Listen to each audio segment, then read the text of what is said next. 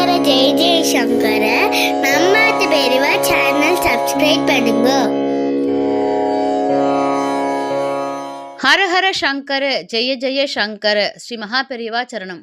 நம்ம ஆத்த பெரியவா யூடியூப் சேனல் மூலமாக உங்கள் எல்லாரையும் சந்திக்கிறதுல மிகுந்த மன நிறைவோட இன்னைக்கு என்ன பதிவு அப்படின்றத தெரிஞ்சுக்க போகிறோம். அதுக்கு முன்னாடி லோக க்ஷேமத்துக்காகவும் எல்லாரும் தேக ஆரோக்கியத்துடனும் மன நிறைவுடனும் வாழணும் அப்படின்னு பெரியவாளை பிரார்த்தனை பண்ணிட்டு இன்னைக்கு என்ன கண்டென்ட்னு பார்க்கலாமா? நம்ம யாருக்குமே தெரியாத ஒரு விஷயம்தான், பட் இனிமே தெரிஞ்சுட்டு நம்ம ஜென்ரேஷனுக்கு சொல்ல போகிற ஒரு விஷயம். சரி, ரொம்ப பீடிகையெல்லாம் வேண்டாம், என்னன்றதை பார்க்கலாம் வாங்கோ. பொதுவாக சிவன் கோவில்களில் அம்பாள் சன்னதி தெற்கு நோக்கி தான் அமைஞ்சிருக்கும்.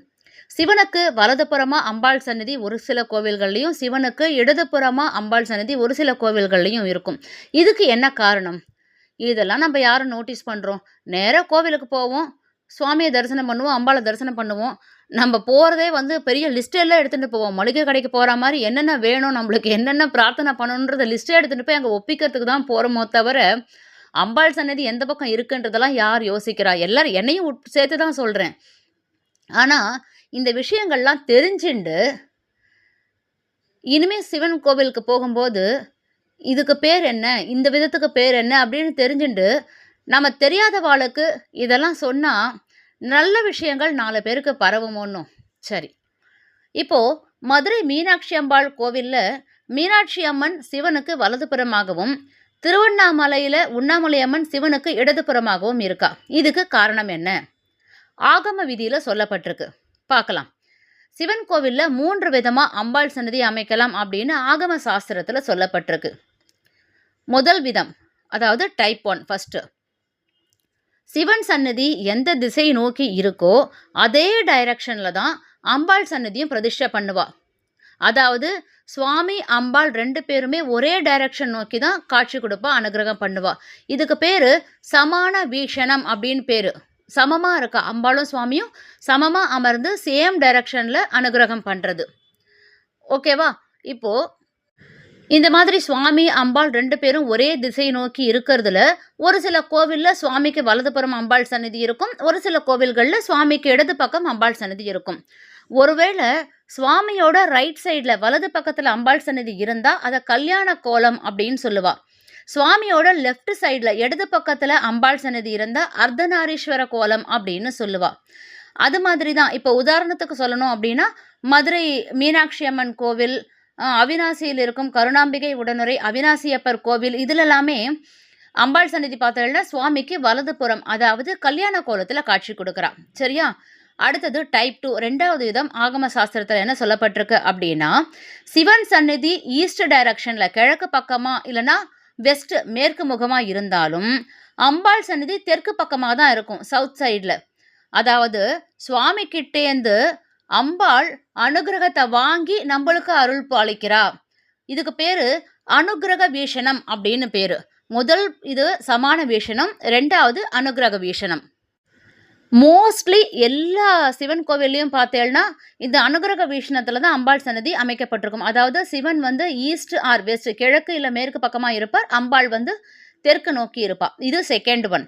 3வது தேர்டு டைப் என்ன அப்படின்னு பார்த்தேன்னா, சுவாமி சன்னதி மேற்கு நோக்கி இருந்தால், சிவன் சன்னதி வெஸ்ட் சைடில் இருந்ததுன்னா அம்பாள் சன்னதி ஈஸ்ட் சைடு ஃபேஸ் பண்ணி இருக்கும். அதாவது ஒருத்தருக்கு ஒருத்தர் ஆப்போசிட் டைரக்ஷனில் இருப்பா, எதிரெதிர இருப்பா அம்பாளும் சுவாமியும். இதுக்கு பேர் அபிமுக வீஷணம் அப்படின்னு பேர். எதிர்காட்சி கொடுக்கறது அப்படின்னு பேர். இது ரொம்பவே வெரி ரேர். நிறைய எந்த கோவிலையுமே இந்த மாதிரி ரொம்ப பார்க்க முடியாது, ரொம்ப ரேர் அமைப்பு தான் இது. ரொம்ப அபூர்வமான ஒரு அமைப்புன்னு கூட சொல்லலாம். இப்போ பார்த்தேன்னா திருக்கடவூர் அபிராமி அம்மன், காளஹஸ்தி, இந்த மாதிரி தலங்களில் தான் இந்த எதிர்காட்சி கொடுக்கறது, அதாவது அபிமுக வீஷணம் அப்படின்றது அமைக்கப்பட்டிருக்கு.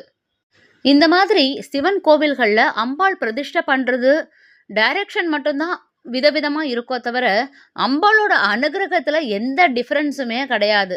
எந்த திசை நோக்கி இருந்தாலும் அம்பாள் தன்னோட குழந்தைகளை தாய் பார்த்துக்கிறதுல ஏதாவது டிஃப்ரென்ஸ் இருக்க முடியுமா? அந்த மாதிரி தான் அம்பாள் நம்மளுக்கு அனுகிரகம் பண்ணுறது ஒரே மாதிரி தான் இருக்கும். இப்போ இவ்வளோ விஷயம் தெரிஞ்சுட்டோம். நம்ம குழந்தைகளை கோவிலுக்கு அழைச்சிட்டு போகிறோம் அப்படின்னா நம்ம உள்ளே போகும்போதே நம்மளோட பழக்கத்தையும் அந்த குழந்தைக்கு சொல்லிக் கொடுக்குறோம். சுவாமியை பார்த்தா இப்படி இருக்கணும் சொல்லு, அப்பாவுக்கு ப்ரொமோஷன் வரணும் வேண்டிக்கோ, அப்படி வேண்டிக்கோ இப்படி வேண்டிக்கோ அப்படின்ற மாதிரிலாம் குழந்தைகள கோவிலுக்கு அழைச்சிட்டு போனேன்னா நம்ம துவஜஸ்தம்பம், துவாரபாலகர்கள், சந்நிதி எந்த அமைப்பில் இருக்கு, அந்த கட்டிடக்கலை, இந்த மாதிரி நுணுக்கங்கள் இதெல்லாம் குழந்தைகளுக்கு காமிச்சு சுவாமி கிட்ட லோகக்ஷேமத்துக்காக பிரார்த்தனை பண்ணணும் அப்படின்றத குழந்தைக்கு சொல்லி கொடுத்து, இப்போ இந்த மாதிரி 3 விதமாக அமைக்கலான்றதான் தெரிஞ்சுட்டு போனோம். அதெல்லாம் குழந்தைகளுக்கு சொல்லி கொடுத்து கோவிலுக்கு அழைச்சிட்டு போனோன்னா குழந்தை நிறைய விஷயங்களை தெரிஞ்சுப்பா. தனக்கு தெரிஞ்சதை இன்னும் 2 பேருக்கு சொல்லுவா. நல்ல விஷயங்கள் நான் ஆரம்பத்தில் சொன்ன மாதிரி தான், நல்ல விஷயங்கள் 4 பேருக்கு போய் சேர்றதுல எந்த தப்புமே இல்லை. இனிமே நம்ம யார் கோவிலுக்கு போனாலும் கல்யாண கோலத்தில், அர்த்தநாரீஸ்வர கோலத்தில், சமான வீஷணமா, அபிமுக வீஷணமா, அனுகிரக வீஷணமா அப்படின்றத தெரிஞ்சுண்டு சுவாமியை தரிசனம் பண்ணி அனுகிரகம் பெறுவோம். இது மாதிரி பயனுள்ள தகவலோட நம்பாத்து பெரியவா சேனலோட தொடர்ந்து இணைந்திருங்கோ. Stay tuned. ஹர ஹர சங்கர, ஜெய ஜெய சங்கர. ஸ்ரீ மகா பெரியவா சரணம்.